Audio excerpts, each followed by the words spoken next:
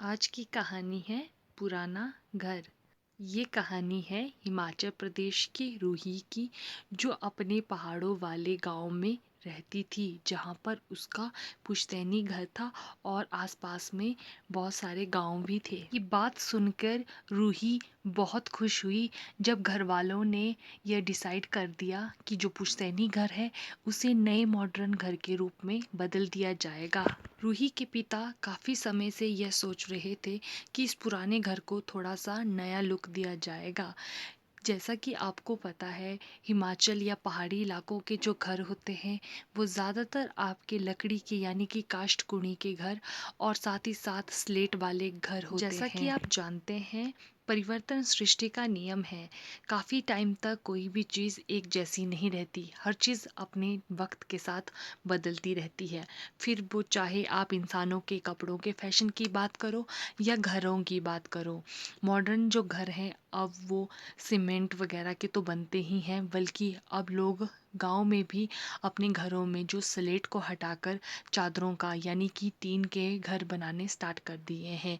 इसका कारण ये भी है कि स्लेट सिर्फ एक या दो कलर में ही मिलते हैं, लेकिन जो टीन या फिर चादर जिसे हम कहते हैं वो रंग बिरंगी मिल जाती है, कई वेराइटी मिल जाती है चादरों में। फिर क्या था, कुछ दिनों में घर बनाने वाला छत का मिस्त्री आया। उसने नाप नपाई ले ली और कुछ ही टाइम में वह अपने कुछ आदमियों के साथ काम पे लग गया। काम करते हुए मिस्त्री आपस में बात करते हैं कि यह घर तो बहुत ही सुंदर है और बहुत ही पक्का। रूही ने भी देखा कि जब घर के छत से एक एक स्लेट हटाया जा रहा था, उस स्लेट को हटाने के लिए चार चार आदमी लग रहे थे। उन लोगों का मानना था कि ये इतने भारी स्लेट हैं, न जाने उस समय के लोगों ने यानी कि रूही के बुजुर्ग यानी कि पूर्वजों ने ये किस तरह से लाए थे, जबकि यातायात का कोई साधन नहीं होता। उतने में एक और बुजुर्ग सा मिस्त्री था। वह बोलता है कि सुनने में आता है कि यहाँ पर पहले दो बुजुर्ग होते थे। उन्होंने ये स्लेट काफ़ी दूर से खुद उठाकर लाए थे। सुबह शाम वो स्लेट ढोते थे और यहाँ पर लाते थे। क्योंकि उस टाइम यातायात का कोई साधन नहीं होता था, तो इंसान को खुद ही अपना काम करना पड़ता था। लेकिन उस जमाने के बाद आज इन स्लेटों को हटाने के लिए तीन तीन आदमी लग रहे हैं। काफ़ी सारे स्लेट अच्छे भी थे, लेकिन काफ़ी सारे स्लेट टूट फूट से गए थे। एक मिस्त्री ने कहा कि रूही के पिता से बात की थी कि वे फिर से इसी स्लेट को ठीक करके लगा देंगे, या फिर छोटे स्लेट भी मिलते हैं। लेकिन रूही के पिता ने साफ मना कर दिया, क्योंकि पहाड़ी इलाकों में बंदरों का आना जाना काफ़ी रहता है और साथ ही साथ पुराने ज़माने के बुज़ुर्ग जो है छतों पर मकई गेहूं अनाज वगैरह सुखाते थे। लेकिन अब लोग आधुनिक हो चुके हैं। अब फल सब्जियों पर लोगों का ज़्यादा ध्यान है, अनाज को कोई ज़्यादा नहीं बीजता। और साथ ही साथ उस टाइम लोग छत पर चढ़कर वो सब कुछ काम करते थे, तो उस टाइम ये मेंटेनेंस बनी रहती थी। लेकिन आज की डेट में थोड़ा सा मुश्किल है, इसी कारण बहुत से स्लेट जो है अनाज और बंदरों की वजह से टूट गए थे। तो रूही के पिता ने ये डिसाइड किया कि वह सारे ही स्लेट चेंज कर देंगे, और ताकि इन फ्यूचर चेंज करने की ज़रूरत ना पड़ सके। रूही घर की छत और स्लेट को देखकर सोचने लगी कि उस ज़माने के लोग न जाने किस तरह से काम करते होंगे, जबकि ना तो उस समय उतने इंजीनियर होते थे। बिना किसी टेक्नोलॉजी, बिना किसी आर्किटेक्चर के घर कैसे तैयार किया जाता था, ना ही इतने अच्छे टूल्स होते थे जो लकड़ियों को अच्छे से तराश सके, और ना ही स्लेटों को सही ढंग की शेप दी जाए। लेकिन फिर भी इतना साफ सुथरा काम और इतना अच्छा कि घर इतने टाइम तक टिका रहे। आखिर उस घर में कई पीढ़ियां रहकर जा चुकी थी। रूही उस पीढ़ी की सबसे यंग थी। तो यह सोचकर रूही बहुत हैरान थी कि उस जमाने के लोग कितने मेहनती होते थे। साथ ही साथ उस घर की जो दीवारें थी वो भी मिट्टी की बनी हुई थी।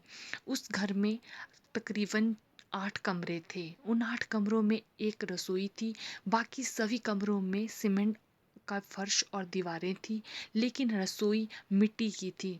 पुराने ज़माने में जैसा लोगों का मानना था कि रसोई जो है मिट्टी वाली होनी चाहिए ताकि लोग मिट्टी से जुड़े रहें। साथ ही साथ रसोई में महीने में एक आध बार गाय के गोबर से लिपाई की जाती थी। गाय के गोबर को बहुत ही शुभ और अच्छा माना जाता था। जैसा कि आज विज्ञान ने ये प्रूफ कर भी दिया है कि गाय के गोबर से में काफ़ी लाभदायक गुणकारी चीज़ें होती हैं। और वैसे भी हिमाचल के कई टूरिस्ट जगहों पर छोटे छोटे कॉटेज या छोटे छोटे घर गाय के गोबर के लिपाई के और मिट्टी के बनाए गए हैं, और टूरिस्ट भी उनमें आकर बड़े चाव से रहते हैं। इवन यहाँ पर आजकल टूरिस्ट जो है आकर इन्हीं घरों की खोज में रहते हैं। गांव में आज भी कई घर ऐसे हैं जो मिट्टी और लकड़ी के और गोबर के बने होते हैं, और ये काफी लंबे समय तक चलते हैं और स्वास्थ्य के लिए भी अच्छे होते हैं। तभी रूही की नज़र उस घर की रसोई की दीवारों पर गई, जो दीवारें पत्थरों से चिनाई करी गई थी और जिनमें गोबर और मिट्टी से लिपाई करी गई थी। उन्हें निकलवाना बहुत ही मुश्किल था। उन्हें बहुत ही मुश्किल तरीके से निकाला गया ताकि उसमें उस रसोई को मॉडर्न रसोई में कन्वर्ट कर दिया जाए।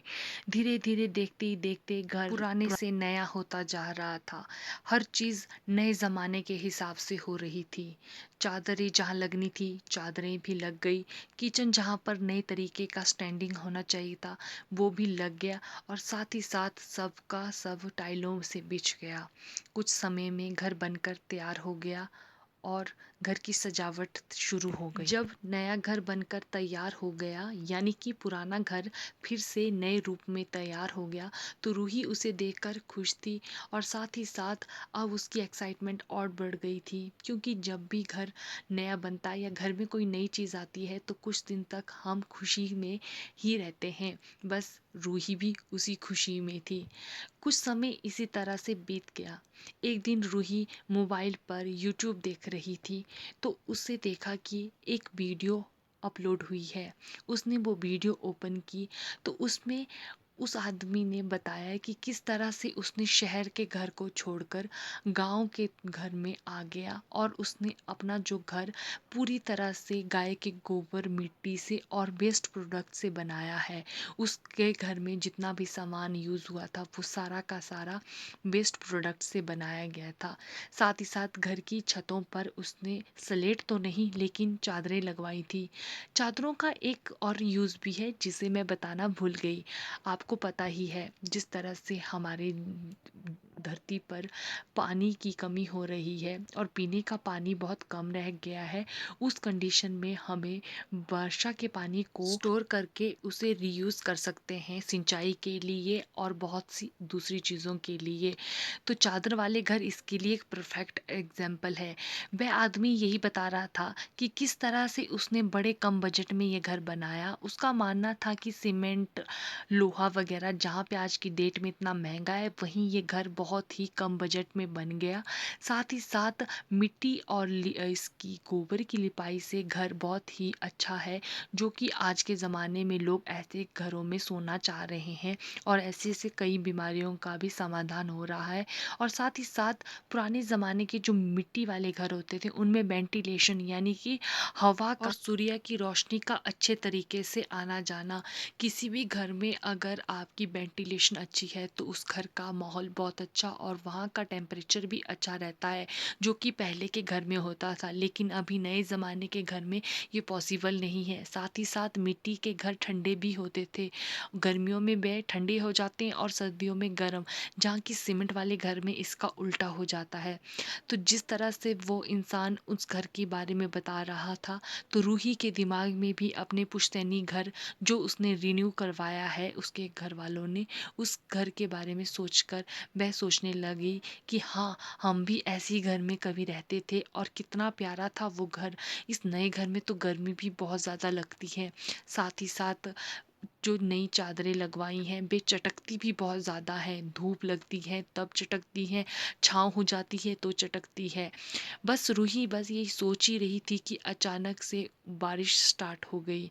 फिर क्या था, रूही की माँ दूसरे कमरे से रूही की तरफ आती है और कहती है, अरे मैं तो सो ही नहीं पाऊंगी, इतनी आवाज़ दिन में चटकती है रात में चटकती हैं, ये चादरें हैं कि क्या है।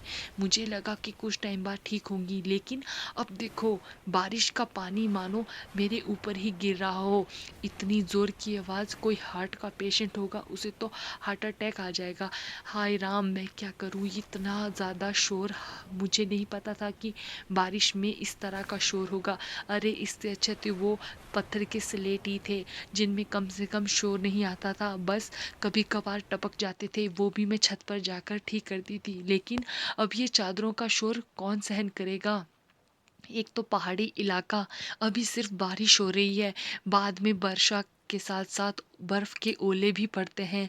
हाय तब क्या करूंगी। रूही ये सुनते ही माँ की तरफ जा ही रही थी कि उतने में एक और आवाज आई, अरे गिर गया, अरे गिर गया। रूही और रूही की माँ दौड़ती हुई किचन की तरफ गई। वे देखती हैं कि वहाँ रूही का छोटा भाई फर्श पर पड़ा हुआ है और कहता है, अरे फिसल गया, अरे फिसल गया। रूही की माँ जोर से कहती है, हाय घर नहीं आफत की पुड़िया हो गई है ना, यहाँ पर दो जोर से दौड़ा जाता है। कल मैं भी पोछा लगा रही थी तो बाल बाल बच गई फिसलते हुए। अरे इससे अच्छा तो वो मिट्टी वाला घर ही था, आराम से लिपाई करने को होती थी, कम से कम ये इतनी सारी आफत तो नहीं थी। चिल्लाने की आवाज सुनकर पड़ोस में रूही की चाची बोलती हैं, अरे क्या हो गया भाभी जी, क्या हो गया। उतने में रूही की माँ कहती है, अरे कुछ भी नहीं, क्या करना शांता, देख क्या हाल हो गए हैं। सोचा था कि नया घर होगा, आराम से रानी बनकर रहूंगी। रानी छोड़ो, यहाँ से तो भागने की बारी आ गई है। एक तो बारिश से ये छत इतनी जोर से आवाज कर रहा है, हम आपस में बात भी नहीं कर सकते। और दूसरा ये देखो, ये बाहर से गीले पैर से आ रहा था या फर्श पर गिर गया। ये बात सुन के ही शांता अंदर आ गई और शांता कहती है, अरे सच में भाभी जी, यहाँ तो बहुत ज्यादा शोर हो रहा है, ऐसा लग रहा है जैसे न जाने कितनी बारिश हो रही होगी, बाहर तो उतनी बारिश नहीं है। तो रूही की माँ कहती है, वही तो मैं कह रही हूँ। उतने में शांता कहती है, आपने सुना मेरे ननी के वहां पर पिछले कल जोर की हवा चली, उनके वहां पर भी एक घर ऐसा ही चादर वाला था, जोर हवा के चलते वह छत ही उड़ गई। ये सुन के तो रूही की माँ और घबरा गई। अरे कहीं ये भी ना उड़ जाए, अब तो मुझे डर लग रहा है, तेज हवाएं चलेंगी और अगर आंधी तूफान चला, हाय हाय हाय हाय राम क्या करूं। ये सुनते रूही अपने कमरे की तरफ आई और जो उसने वीडियो में देखा था वह सोचने लगी और वह अपने पुराने घर को याद करने लग पड़ी।